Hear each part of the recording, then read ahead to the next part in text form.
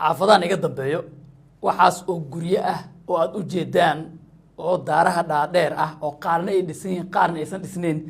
madaxweynaha waddanka Kenya William Ruto ayaa maanta qaybtii ugu horeysay oo dad dan yar ah ku wareejiyay guryahaas 180 qof oo dadka dan yarta ah oo Kenya u dhashay ayaa loo dhisay guryahan apartmentiyada ah dawladda Kenya ayaa maaliyadda bixisay waxa la yiraahdaa dadka guryana waa kireysan waayeen guryana waa dhisan waayeen oo dhaqaale soo ma galo waa dad fuqara ah ama dad waxa weeye noloshooda aad u liidato 180 qof ayaa maanta ugu horeysay dib u dejin loo sameeyay marka dabaqyadaana loo dhisay waxa ku jira biyo free ah waxaana ku jira koronto free ah waxa kaliya hadda ka dhiman waxa weeye waxay cuni lahaayeen marka in noloshooda kala daalaa dhacaan dawladdu guryahana u dhistay kirina kama rabto biyana lagama rabo korontona lagama rabo dadkii ilaalin lahaa guryahaas waa u joogaan meesha u joogaan dawladda mushaarkooda siinaysa wixii cilad iyo dhibaatooyin oo ku dhacana waa laga xalinaya ayaga marka hadda wixii ka dambeeya iyo noloshooda warka wuxuu warinayaa oo ay warbaahinta Kenya ku daraysa in shaqo abuurna loo sameyn doono halkaas markay Kenya joogto Soomaaliya aan soo laaban dawladda Soomaaliya imise qoys oo dan yar ah ayay guri u dhistay ama ay dhul siisay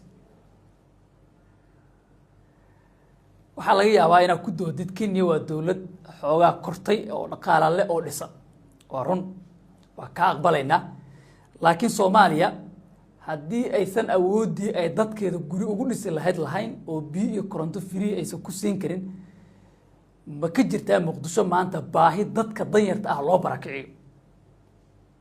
hadday ka jirto maxaa lagu qabtaa dhulkaas lacagtaas xagee la geeyaa su'aalaha adigana kaaga baahan jawaabta waa kuwaas sheekadan qaar ka mid ah Soomaalida ayaa isla dhaxmaraya waqtigan ما شاء الله maanta waxaan soo booqday beerta Dar es Salaam waa meel dalxiiska ku fiican cadceedii baan halka ku haynaa biyo bay leedahay cagaarkii xayawaanaadkii baa halka ku nool fardale maxaa ku yiraahdaayay kuwa wax cuna hilibka cuna leh xataa aan cagaarka lahayn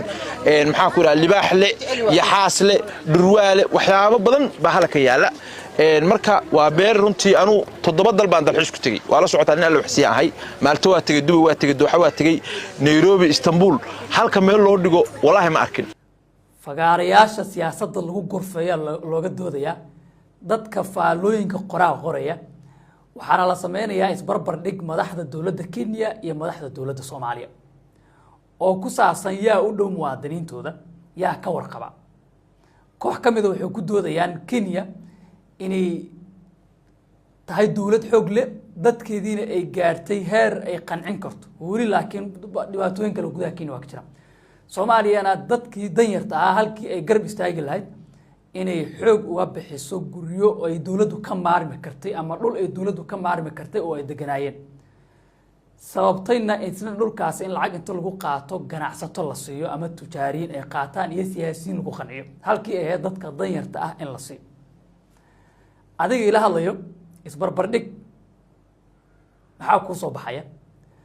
maxaa oran karnaa Kenya way nooga wanaagsan tahay annagana waa ku liidanaa maadaama dawladdu soo koraysaanay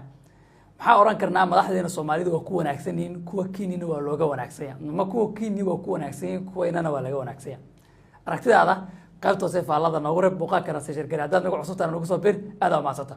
kusoo dhawow Somali Sudanese Specialist Hospital oo ku guuleystay abaalmarinta isbitaalka ugu fiican Soomaaliya waxa isbitaalka ka howlgala 125 dhakhtar oo 30 kamid ah yihiin takhasusi oo aqoon khibrad iyo takhasus u leh daweynta iyo qaliimada casriga computerka ur ku jirta CT scan iyo MRI waxa isbitaalka kugu diyaarsan mashiinka kaliyaha lagu dhaqo iyo qalab casri ah oo lagu baaro xididada halbowlayaasha iyo wadnaha laguna furo xididada xirma isbitaalka takhasusiga ah ee Somali Sudanese